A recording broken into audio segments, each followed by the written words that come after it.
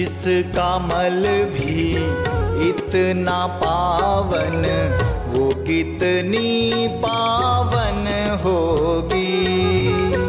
जिसका मल भी इतना पावन, वो कितनी पावन होगी। जिसके मल से बने हैं गणपति, दूध से शिव जी प्रकट हुए। बोलिए सब माँ।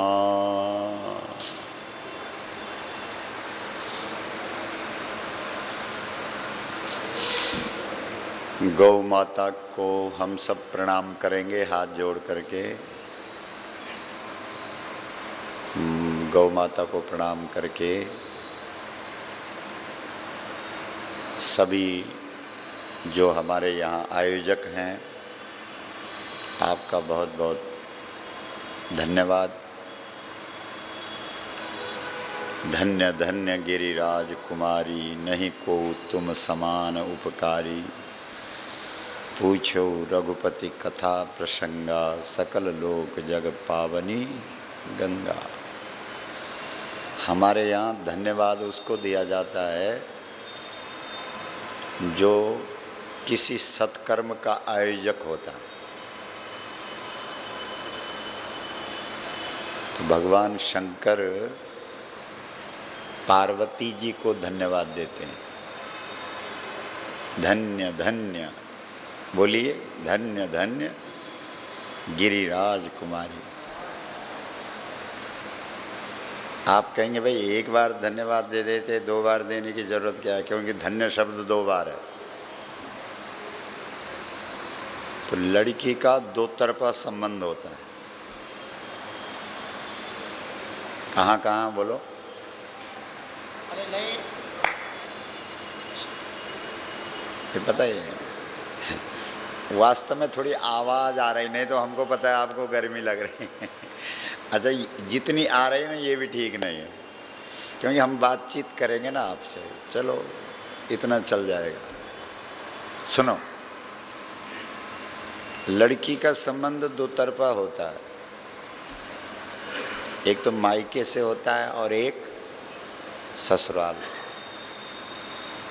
तो वास्तव में लड़की अगर अच्छी हो जाए तो वो दोनों तरफ धन्य बना देती है, मायके वालों को भी और ससुराल वालों को। इसलिए भगवान शंकर सती जी को, पार्वती जी को धन्यवाद दे रहे हैं। बोलो शंकर भगवान की, बोलो गौ माता की। माँ, हाथ खड़ा करके बोलो, ये गाय बोलती है, बोलिए माँ। इसलिए कम से कम आप लोगों को तो अपने बाल बच्चे, परिवार, घर बार, पत्नी, बहन, भाई, पिता, माता, सगे संबंधी, रिश्तेदार, समधी, जान पहचान, सबको बुलाना चाहिए कि नहीं? बोलिए साहब।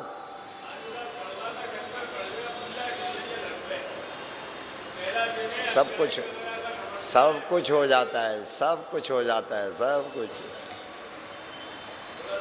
कोई काम नहीं है मुश्किल जब किया इरादा पक्का। तो आइए बहुत ध्यान से हम लोग सुनेंगे। आज नवरात्र इस देश में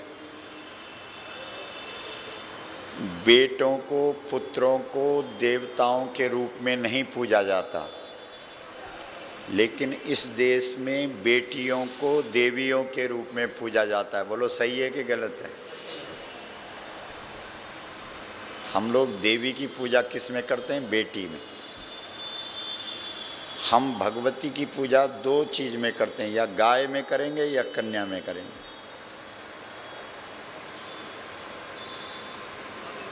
इसलिए ये 9 दिन बेटियों के पूजा के दिन हैं। ये 9 दिन गौ माता की पूजा के दिन हैं। आपके यहाँ 9 दिन में अलग अलग देवियों की पूजा होती है। पहली देवी कौन है बोलो, बताओ। शैलपुत्री, जोर से बोलो। दूसरी देवी कौन है? ब्रह्मचारिणी। शैलपुत्री से क्या मतलब है? हमारे देश की बेटियां पहाड़ जैसी बाहर से कठोर होती है, क्या समझे? इसलिए इसका पहला रूप क्या है? शैलपुत्री। गांव की जो लड़कियां हैं उनको देखो, इतना काम करती है, लड़के उतना काम नहीं करते। उसका शरीर मजबूत होता है। इसलिए हमारे यहाँ देवी का पहला रूप कौन है बोलो? शैलपुत्री। शैल किसको बोलते? पहाड़। मजबूत बेटियां होती हैं। जो बेटी बाप के साथ खेत में चल रही है वही तो सीता है, क्या समझे? बाप आगे आगे हल लगा रहा और पीछे पीछे बेटी बीज डाल रही है सी में, क्या समझे? जिस देश में खीर से राम पैदा होता हो, जिस देश में खेत से सीता पैदा होती हो, जिस देश में गाय का दूध पी करके लोग गीता बोलते हो, उस देश का आज क्या हाल हो गया है बोलो जरा, सोचो जरा। हमारे पुराणों में जो लिखा गया है वो सीधा सीधा नहीं है। सीधा सीधा होता तो तुम भी पुराण पढ़ करके ज्ञानी बन जाते। ये श्रुति है, और श्रुति का मतलब है ये सुनना पड़ता है। और सुनना, जिस प्रकार से समुद्र का पानी सीधा सीधा पियोगे तो पीने लायक नहीं होता है, लेकिन वही समुद्र का पानी जब सूर्य के द्वारा शोषित होता है और मेघ बन करके बरसता है तब वो पीने लायक हो जाता है। इसी प्रकार से हमारे वेदों की, पुराणों की, उपनिषदों की जो कथाएं हैं, ये सब संत लोग इसका सार निकालते हैं, इसका निचोड़ निकालते हैं और उस सार को जनता के आगे बरसाते हैं, तब वो सार ग्राह्य हो जाता है, पीने लायक हो जाता है। बोलो गलत है कि सही है? तो पहली देवी कौन है बोलो? शैलपुत्री। भारत की बेटियां देवियां होती हैं और सबसे पहली विशेषता है इसकी, ये शैल जैसी होती है, पहाड़ जैसी होती है, मजबूत। ठीक है, ठीक है पंडित जी। दूसरी देवी कौन है? ब्रह्मचारिणी। ये विदेशों की लड़कियों की तरह नहीं होती कि 12-12, 14-14 साल में बच्चे पैदा हो गए बिना शादी के। भारत की जो बेटियां होती हैं वो ब्रह्मचारिणियां होती हैं, वो तपस्विनी होती हैं, वो ब्रह्मचर्य का पालन करती हैं, उनका जीवन संयमी होता है, वो संयम पूर्वक जीना जानती हैं। बोलो गौ माता की। और जो बेटियां उस गाय का दूध पीती है, किस गाय का? जिसका यहाँ पे कंधा होता है, ककुद होता है। जो भारतीय नस्ल की गाय है, जो विदेशी गाय है उसका ये कंधा नहीं होता, भैंस का भी नहीं होता, केवल ककुद किसका होता है? जोर से बोलो। भारतीय गाय का। और वो ककुद नहीं है, वो संयम है। जो इस गाय का दूध पिएगा उसका जीवन संयमित होगा। ब्रह्मचारी, ब्रह्मचारिणियां। तो देश में ब्रह्मचारी और ब्रह्मचारिणियां बनाने वाली कौन है? गौ माता। जोर से बोलो हाथ खड़ा करके। ब्रह्मचारिणी और ब्रह्मचारी बनाने वाली कौन है? आपकी आवाज फिरोजाबाद, इसीलिए लोगों ने इसका नाम फिरोजाबाद रख दिया। थोड़ा जोर से बोलो। ब्रह्मचारी और ब्रह्मचारिणियां बनाने वाली कौन है? 2 बार बोलो। गौ माता, गौ माता। ब्रह्मचारी और ब्रह्मचारिणियां बनाने वाली कौन है? बताइए। तो पहली देवी कौन है, दूसरी कौन है? शैलपुत्री समझ गए, कठोर।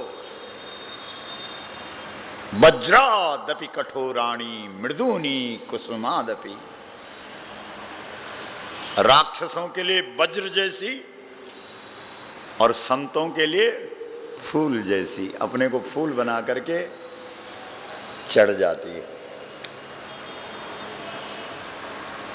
ठीक है, हाँ ना कुछ तो बोलो। हम कथा सुनाने नहीं आए चंद्रनगर के लोगों को, गाय की चर्चा बताने आए, चर्चा करने आए। बोलो गौ माता की मां।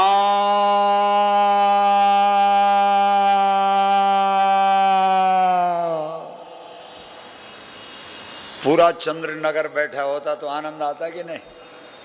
क्या करें साहब। जब विश्वामित्र के साथ राम लक्ष्मण जा रहे थे ना, बहुत ध्यान से सुनना, बहुत ध्यान से। तो राम लक्ष्मण ने आगे गंगा जी देखी। क्या देखी? तो वो एकदम भागे, बोलो गंगा नहाते हैं, गंगा नहाते हैं। तो विश्वामित्र ने उनको डांट दिया, भाई पहले समझ तो लो कि गंगा क्या है, ये घर का नलके का पानी थोड़ी है,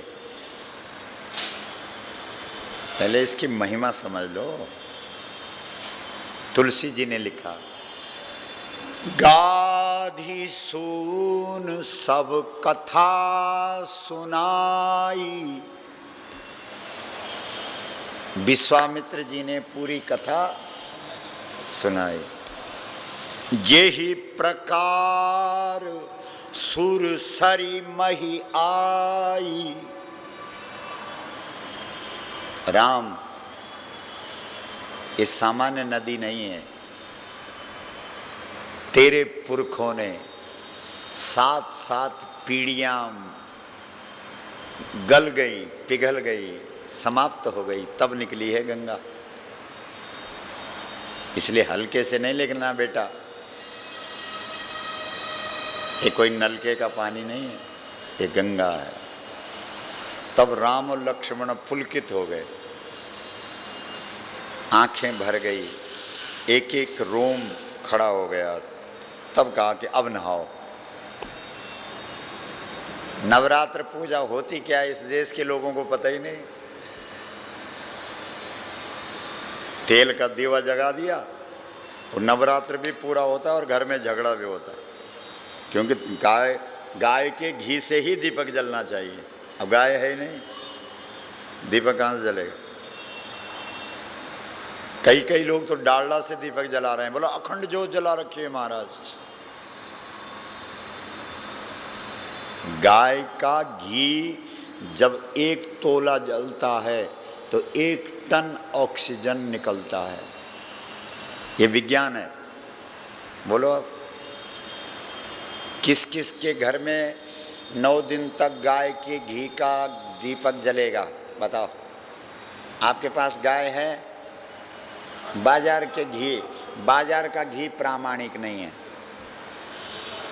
चाहे वो किसी का भी हो, क्योंकि जब कोई चीज़ बिकती है तो उसमें कपट आ जाता है। और ये बात हमसे ज़्यादा आप जानते हैं। कोई भी चीज़ हो, जब कोई चीज़ बिकेगी ना, कपट आ जाएगा।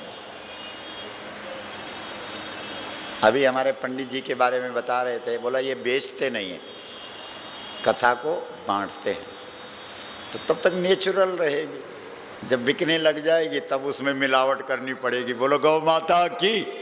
जरा तालियां बजाओ पंडित जी के लिए। आ गई समझ में? क्या समझे? और अर्जुन ने आमने सामने सुना। अब बताओ असर किस पे पड़ा गीता का? बोलो क्या समझे? इसलिए आपने कई बार गौ कथा टेलीविजन पे सुनी होगी, लेकिन टेलीविजन पे गीता सुनने से धृतराष्ट्र की आंख नहीं खुली, अर्जुन की आंख खुल गई, क्योंकि उसने सामने बैठ करके सुना। करिष्ये वचनम तवा। हे कृष्ण, मैं तेरी बात समझ गया हूं, मैं अब आपकी बात मानूंगा और करूंगा। बोलो अर्जुन महाराज की मां।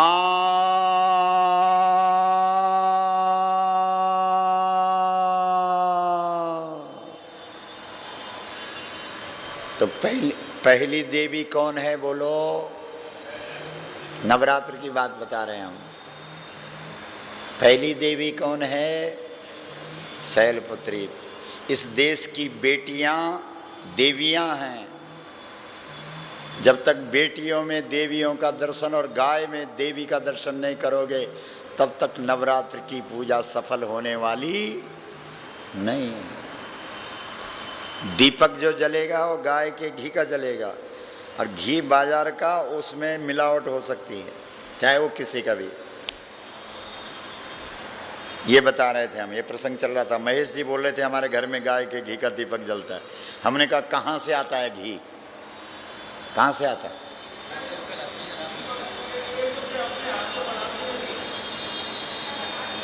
अपने हाथ से। हाँ वो ठीक है, तालियां बजाओ। बोलो गौ माता की मां। बोलो पूजा बाद में कर लेंगे, पहले महाराज की बातें सुन लो, क्योंकि महाराज भी नवरात्र की बात ही बोल रहे हैं कि पूजा कैसे होती है, ये समझा रहे हैं। दूसरी देवी कौन है? ब्रह्मचारिणी। भारत की बेटियां ब्रह्मचारिणी होती हैं, और विदेशों की हाँ, स्कूल पढ़ते पढ़ते कभी कभी बच्चे हो जाते हैं। बोलो गौ माता की मां। दो देवियां समझ गए, तीसरी क्या है बोलिए? आप बोलो, मीना जी आप बोलो, तीसरी देवी का नाम क्या है? शैलपुत्री तो पहली है, दूसरी ब्रह्मचारिणी है, तीसरी कौन है? चंद्रघंटा। इनके लिए तालियां बजाओ।